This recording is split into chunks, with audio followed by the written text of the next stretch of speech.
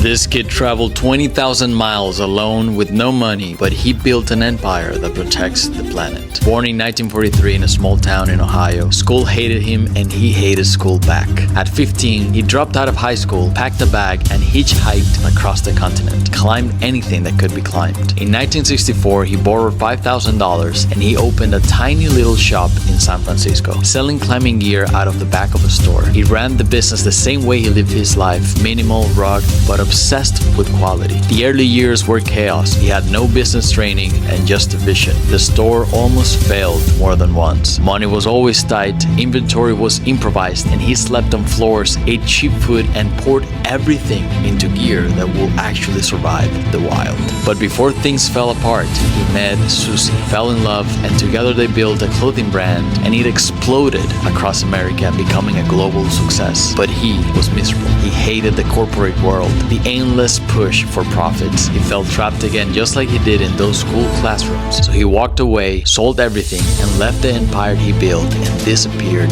into the wilderness of Chile and Argentina. He bought millions of acres of broken, dying land, and he spent decades fighting to restore it, replanting forests, saving species and protecting the rivers, and battling governments, corporations, and poachers who wanted him gone. But he didn't care. He was building a sanctuary for the future. Until in 2015, on a kayaking expedition in Patagonia, his boat flipped in freezing water. He fought for hours, but the cold finally claimed him. He died doing exactly what he loved. And that boy who dropped out of school, who walked away from fortune to save the earth, was Douglas Tompkins, the founder of the North Face, and one of the greatest conservationists the world has ever known. The riskiest thing you can do in life is never taking risks. Trust yourself and keep going.